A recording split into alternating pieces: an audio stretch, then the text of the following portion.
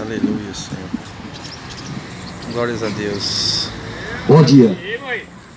Vos saúdo todos com a graça, a paz do Senhor e Salvador Jesus Cristo. Não estamos aqui para representar nenhuma empresa evangélica, nenhuma igreja, nenhuma denominação, porque a igreja de Jesus Cristo não tem placa, não tem endereço, nem tem CNPJ, porque não é empresa. Aleluia. Jesus não veio aqui na terra para criar denominação. Ele não mandou abrir templo. Ao contrário, ele mandou nós se transformar no templo. Nós que somos o verdadeiro templo e morada do Espírito Santo. Aleluia, Jesus. Não existe uma passagem nas Escrituras que Jesus mandou construir templo, mandou colocar placa, que escolheu pastor para dominar sobre a ovelha. Ao contrário, o único pastor que domina sobre as ovelhas é ele mesmo. Por isso que o salmista Davi diz: o Senhor é meu pastor, eu não necessito de mais nada. Aleluia, Senhor. Oh, glória, Senhor. Ele é o único pastor. Por isso que Jesus, no Evangelho de João, capítulo 10, versículo 14 em diante, ele diz: eu sou bom pastor, eu conheço as minhas ovelhas, elas me conhecem, e eu chamo elas pelo meu nome, e eu traio para fora. Jesus não coloca ninguém dentro de curral, ele tira para fora. É verdade, Jesus. Pastor Jesus. não apacenta dentro de curral. Pastor apacenta no pasto verdejante. E o pasto verdejante é a palavra. Empresa evangélica aqui. Aleluia, Jesus. Que eu não defendo placa denominacional, porque o meu Jesus Cristo não veio aqui construir uma igreja. Eu desafio qualquer pastor que me mostre nas escrituras onde que Paulo mandou construir uma igreja. Paulo não construiu igreja. Pedro não construiu igreja. Ao contrário, eles mandaram as pessoas se transformar na igreja. Sabe o que é isso aí? Comércio. Comércio. Fizeram da fé comércio. Venderam a palavra de Deus. Trocam o bem mais precioso que foi deixado aqui na terra, que é as escrituras, por dinheiro. Aleluia, Jesus. Judas. Verdade, Jesus. São verdadeiros Judas, mercenários, que vendem o evangelho.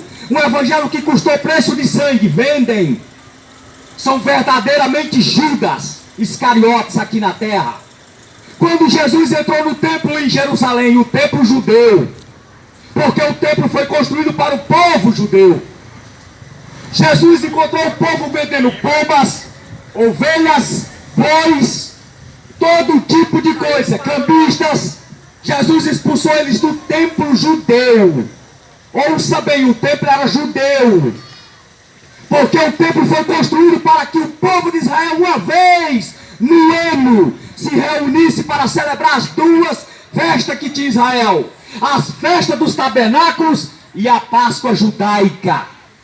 Aleluia, Jesus. Verdade, Você nunca Senhor. vai ver nas histórias bíblicas, nas escrituras, um gentil entrando dentro do templo de Israel. Não tinha, não podia. O gentil não podia entrar dentro de um templo judeu. Por isso que a igreja não existia na época de Jesus. A igreja passou a existir depois da morte e ressurreição de Cristo. É por isso que você não vê falar Jesus, falar de igreja no Novo Testamento. A igreja foi fundada em Atos 2, na descida do Espírito Santo. Aí que a igreja foi fundada. É por isso que a igreja de Jesus Cristo, ela não tem placa, não tem endereço e nem tem CNPJ. É verdade, Não é Jesus. empresa. Se tem placa, se tem endereço, tem CNPJ, ainda tem pastor presidente, é dele. É verdade. Dele, não é de Jesus Cristo. É dele. Jesus Cristo não mandou construir templo e colocar povo lá dentro. Ao contrário, ele mandou que as pessoas se transformassem no verdadeiro templo. É verdade, Jesus. Hebreus capítulo 3, verso 6 diz: Jesus Cristo, como filho, na sua própria casa. Qual casa somos? Nós. Se tão somente aguardarmos firme a esperança da vida eterna, nós somos a casa.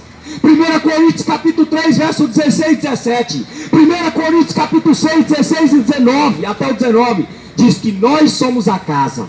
Nós somos o templo. Nós que somos o santuário. Não é um templo feito de tijolo. Deus não habita em templo feito de tijolo. Ele habita no homem. Primeiro, a única criatura, o único templo habitável para Deus é o homem. Sempre foi o homem. É por isso que Jesus disse: a minha casa será futuro chamada casa de oração. Porque a casa de oração é o homem, a mulher. Porque no Evangelho de Mateus, capítulo 6, Jesus diz: quando você quiser orar ao Pai, entra no teu quarto, fecha a porta do teu quarto e ora ao Pai que está em secreto, e Ele te recompensará publicamente. Deus não mandou você ir num templo para orar. Aleluia, Jesus. Jesus não mandou ninguém ir num templo para orar. Jesus não mandou ninguém ir num templo para ler ou ouvir a palavra. Jesus mandou examinar as Escrituras. Evangelho de João, capítulo 5, verso 39. Buscar e examinar as Escrituras e ter nela a vida eterna. E são elas que testificam de mim. Aleluia, Jesus. Oh, glória. Elas que testificam de mim. No Evangelho de Mateus, capítulo 22, verso 29. Jesus Cristo diz: errais por não examinar as Escrituras e nem o poder de Deus. Sabe por que o povo dá dinheiro para pastor andar de carrão? Porque erra. Não examina as Escrituras. Paulo pregava prosperidade. Mostra o capítulo e o versículo que Paulo pregava prosperidade. Paulo mandava alguém frequentar um templo. Mostra para mim o capítulo e o versículo. Aleluia, Jesus, verdade. Paulo pregava dízimo para a igreja gentílica. Mostra capítulo e versículo. Bíblia. Aleluia. Não vem com o negócio eu acho, eu penso, eu imagino. Não, o teu pensar, o teu achar para mim não vale nada. Mostra na Bíblia, nas Escrituras, aonde que o apóstolo Paulo mandou pregar dízimo para a igreja gentílica, a igreja do gentil. Aonde? Onde que Paulo mandou as pessoas frequentar o templo? Onde que Paulo mandou construir um edifício e colocar placa sobre ele? Aonde? Aonde que Paulo pregou campanha, pregou voto, pregou essas parafernálias que eles pregam nesses templos, nessas empresas gospel? É verdade, Jesus. Aonde? Mostra o capítulo e o versículo aonde Paulo fez campanha. Campanha de 7 dias, campanha de não sei quantos dias. Mostra para mim. Aonde que Paulo pediu dinheiro para alguém da igreja? Mostra para mim. A não ser para a igreja de Macedônia que Paulo pediu coletas para ajudar os pobres, porque naquela época houve uma fome tão grande em Israel. Está escrito no livro de Atos, no capítulo 14, no capítulo 15 e no capítulo 21. E um profeta chamado Agabo profetizou uma fome em Israel. E Paulo chamou todos os anciões da igreja e prontificou para que a igreja fizesse uma coleta para ajudar os necessitados, porque a fome foi mundial. Mas Paulo não pediu dinheiro para construir templo. Você não vai achar nas Escrituras Paulo pedindo dinheiro para construir templos milionários, para colocar cadeiras de estofado, para colocar ar-condicionado. Você não vai ver, não tem. Jesus não pregou isso aí. Isso é outro evangelho. Esse evangelho não coincide com o evangelho das Escrituras. O evangelho das Escrituras diz: aquele que quiser vir após mim, negue a si mesmo, pegue a tua cruz, siga-me. Aleluia, Jesus. O evangelho da Escritura diz: não ajuntei tesouro na terra. Verdade, Esse é o Jesus. evangelho das Escrituras. O evangelho das Escrituras que Jesus pregou. Jesus nunca foi rico, meu amigo. Jesus nunca foi rico. Jesus foi enterrado num túmulo emprestado, se você não sabe. Jesus andou em um jumento emprestado, nem jumento ele tinha. Jesus não tinha um lugar para reclinar a cabeça. Ele não veio como um rei que você olha de carrão, de carruagem. Ele podia muito bem vir, porque ele era rei dos reis, senhor dos senhores. Ele não veio para dar exemplo para a sua igreja de humildade. É por isso que na igreja dele não tem líder. A igreja dele não tem presidente, não tem fundador. Se você vê na placa fundador, realmente é ele que fundou, não foi Cristo. Ali não está Cristo, porque a igreja de Jesus Cristo, quem fundou foi o Espírito Santo. Verdade. O Espírito Santo é que é o fundador da igreja, não é pastor. Não existe esse negócio. A minha igreja, você tem razão, é sua, não é de Cristo. Muitos batem no peito e dizem: a igreja é minha, realmente é tua, porque de Cristo não é. Porque onde é o Espírito de Deus, a liberdade, meu amigo. Eu desafio qualquer um que faz parte do sistema religioso. Você é livre? Tem certeza que você é livre? Você é livre para adorar a Deus? Você é livre para servir Ele, em espírito e em verdade? Ou toda vez que você sai para anunciar o Evangelho, você precisa de uma bênção pastoral, de um pastor humano, pecador como eu e você? Aleluia, Jesus, é verdade, Senhor. Porque o ID de Jesus ninguém respeita. Agora o ID do pastor todo mundo respeita. Se o pastor dizer, vai no bairro fulano de tal, colocar profeta, todo mundo vai. Agora o que Jesus disse ninguém faz. Ide por todo Jesus disse em Marcos 16:15, ide por todo mundo, verdade. pregar o meu evangelho a toda criatura. Você prega? Você faz o ID de Jesus? Ou você só respeita o que o pastor humano prega para você? É verdade, Senhor. Você examina as escrituras? Você prega o evangelho? Você vive o evangelho? Aleluia, Jesus. Porque não é Fala, só Jesus. Pregar é fácil, eu quero ver viver. Você vive o evangelho que você prega? Você largou as vaidades desse mundo? Você largou a riqueza desse mundo, o ouro corruptível, para viver o ouro incorruptível que está no céu? Você busca em primeiro lugar o céu? Ou você busca primeiro encher a tua barriga e depois que você quer as coisas celestiais? Será que realmente você vive o cristianismo verdadeiro? Ou você vive o cristianismo do achismo? Você vive o cristianismo, eu acho, eu penso. Não existe isso para a igreja de cristão, viu, mercenário? Será que você acha que isso é cristianismo? Frequentar um templo? Ser escravo de homens? Você acha que isso é cristianismo? Ser dependente de um templo? Ô, glória! 2 vezes por semana, 3 vezes por semana? Aí chega na tua casa e continua a mesma coisa. Não tem nascimento, não tem uma nova criação. Você sabia que você tem que ser gerado do Espírito Santo? É verdade. Você sabia que você tem que ser transformado? Aquele que mentia não mentia mais. Você ainda mente? Sinto muito, pastor. Toda vez que você prega dízimo na igreja de hoje, você está mentindo. É verdade. Esse evangelho não existe. Paulo não pregou dízimo para a igreja. Sinto muito, pastor. Toda vez que você faz uma campanha na tua igreja, você está indo além do que já está escrito. É verdade. Você está pondo outro fundamento, a qual é Cristo. É verdade. 1 Coríntios capítulo 3, verso 11. Ninguém pode ter outro fundamento, além do que já foi posto, a qual é Cristo. Então quando você prega dízimo, você está além do fundamento da igreja de Cristo. Porque na igreja de Jesus Cristo não existe dízimo.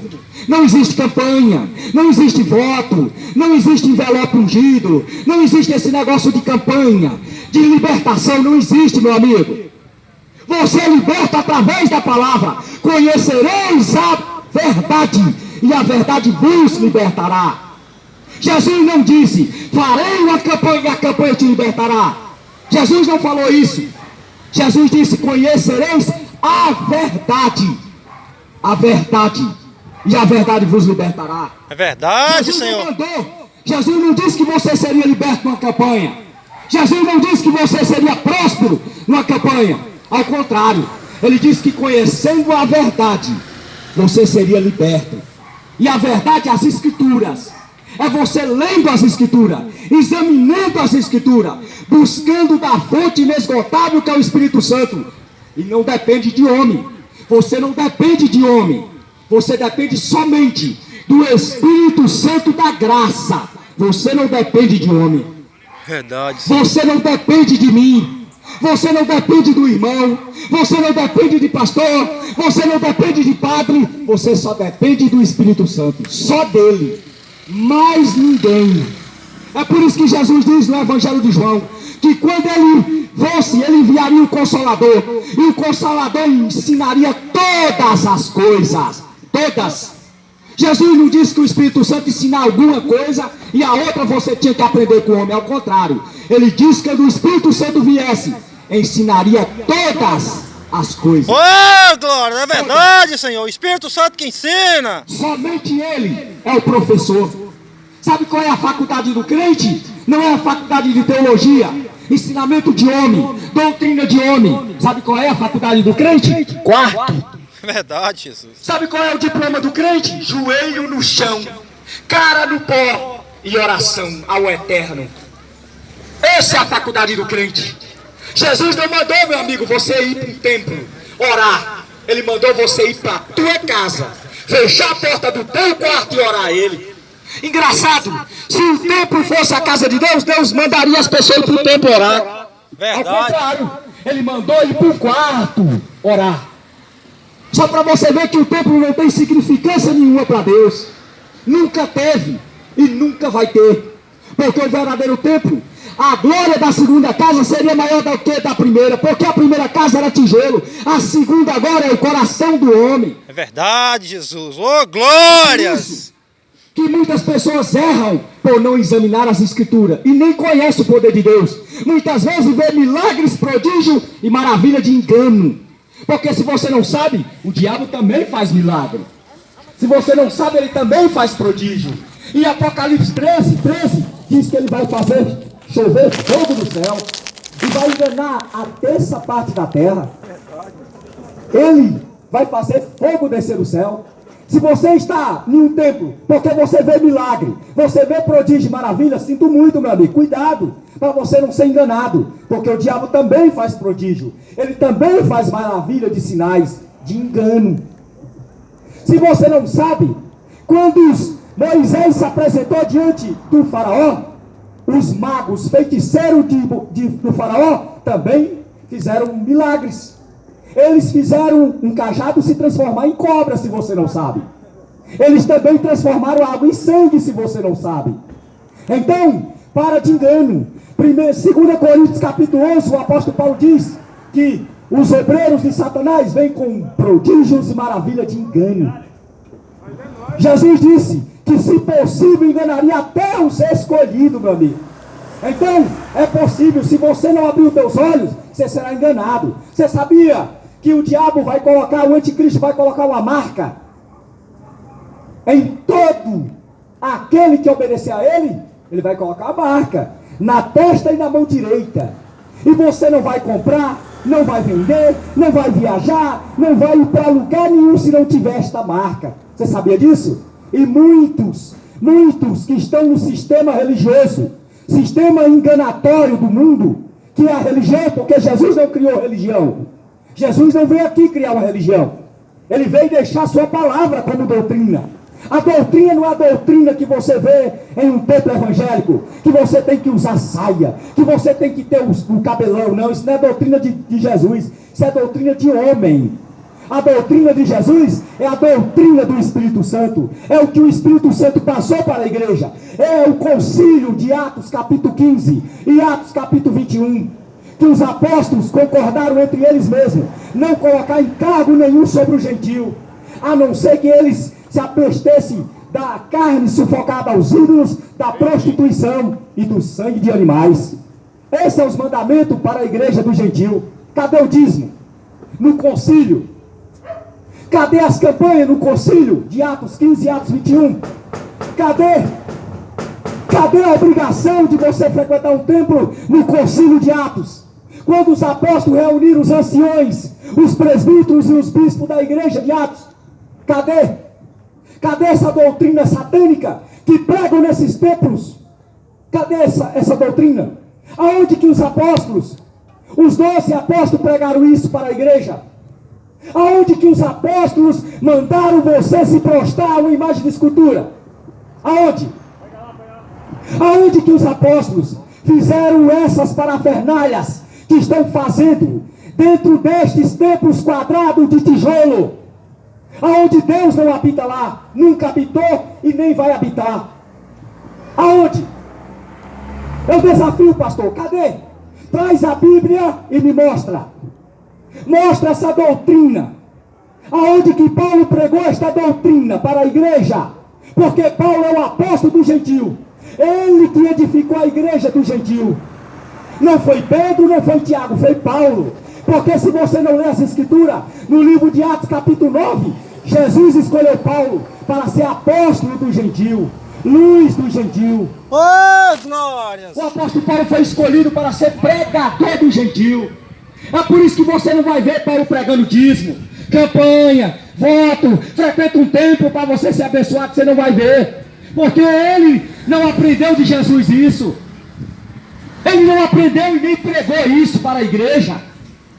É uma vergonha nos dias de hoje. Você vê que fizeram do evangelho comércio. Estão vendendo o bem mais precioso que é a palavra por um prato de negilha. É verdade, Jesus. É por isso que você vê pessoas que frequentam templo pobre, enquanto os pastores ricos. É uma minoria rica e a maioria pobre. A igreja de Atos capítulo 4, todos tinham tudo em comum. Ninguém era rico mais do que o outro. Você Verdade, Jesus, tudo igual. o pastor já pregou isso?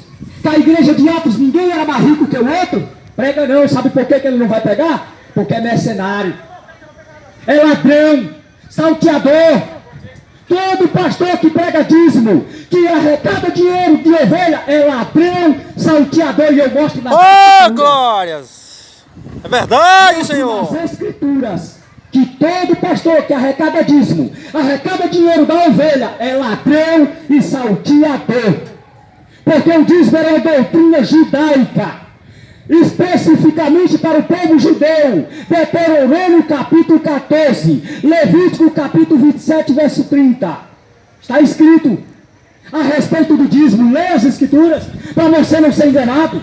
O dízimo nunca foi dinheiro. Dízimo era a 10ª parte da terra, da lavoura, que tirava uma vez por ano e levava para o templo de Israel.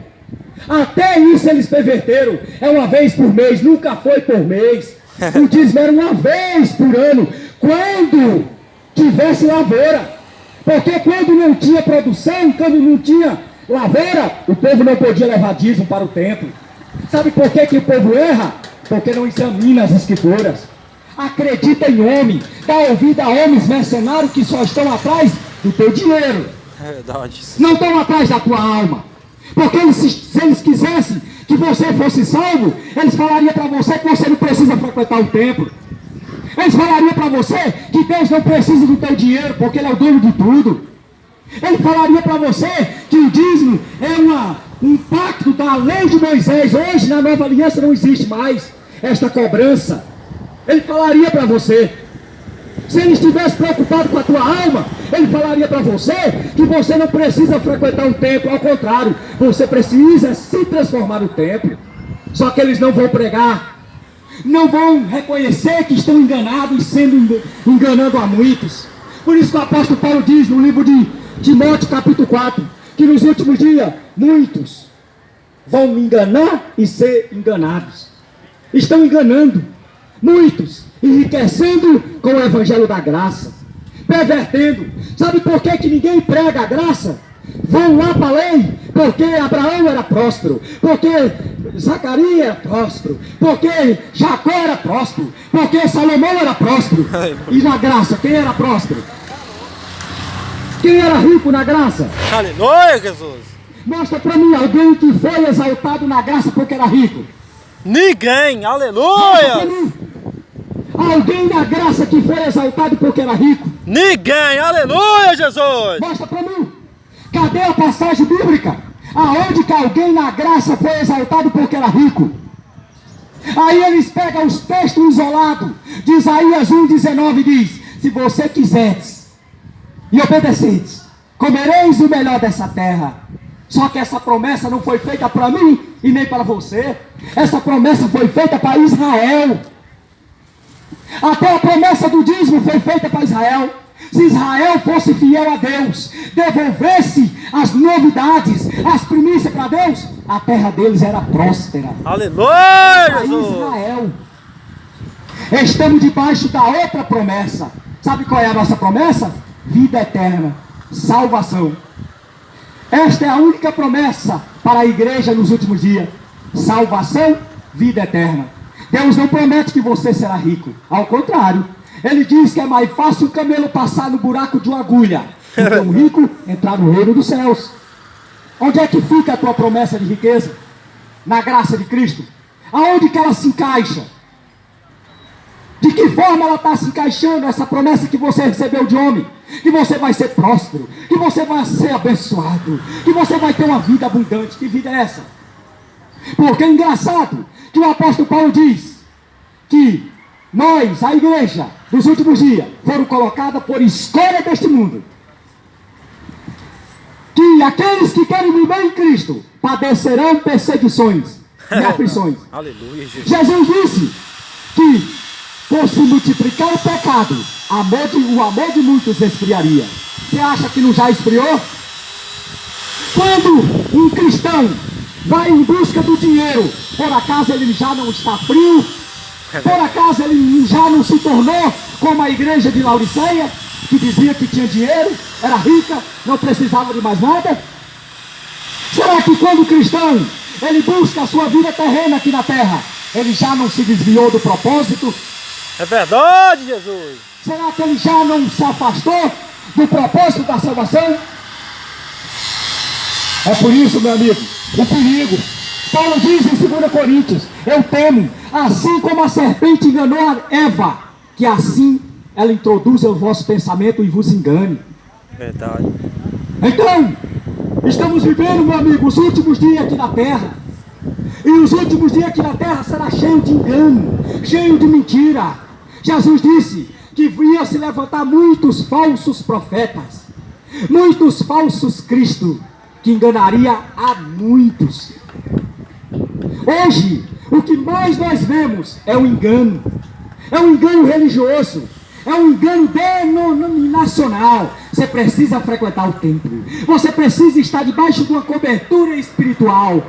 A única cobertura espiritual que você precisa é do Espírito Santo, meu amigo. É verdade, A Jesus. única cobertura que você precisa é criar vergonha, dobrar o teu joelho, ser homem e mulher de Deus temente, obedecer a sua palavra, ser fiel e verdadeiro aos seus mandamentos e guardar a sua palavra de fato e de verdade e parar de ser seguidor de homens. Esta é a verdade que muitos não querem ouvir. Preferem ser enganados por homens, ser escravos de homens, mas não querem ser submissos à voz do Espírito Santo. Por isso que Hebreus 3 fala: pois se ouvides a voz do Senhor teu Deus, no dia que se chama hoje, não endureça teu coração, assim como fez o povo numa metade do caminho do deserto, e foram todos, quase todos, destruídos. Então, se você ouvir a voz do Senhor teu Deus, Aleluia. no dia que se chama hoje, não é amanhã, é hoje. Porque se Jesus pedir conta de você hoje, se ele prestar conta com você hoje, você está preparado? Porque se ele tirar o teu fôlego de vida, se ele tirar meu fôlego de vida hoje, eu estou com as minhas vestes limpas, preparado para encontrar com ele?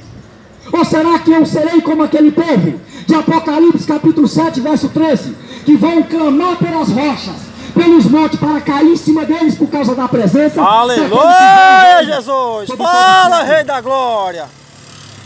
Por isso que o dia é hoje, a hora é hoje. Se ouvides a voz do Senhor teu Deus, no dia que se chama hoje, não endureça teu coração. No livro de Lucas, no capítulo 20, no capítulo 12, verso 20, o Senhor Jesus Cristo falou uma parábola de um homem rico. Ele tinha muitos bens na terra, e ele dizia: vou destruir meus celeiros, vou construir outros maiores, e depois vou juntar muito tesouro, e depois vou dizer para minha alma: arregala minha alma, agora tu tem muitos bens para muitos dias, vou descansar.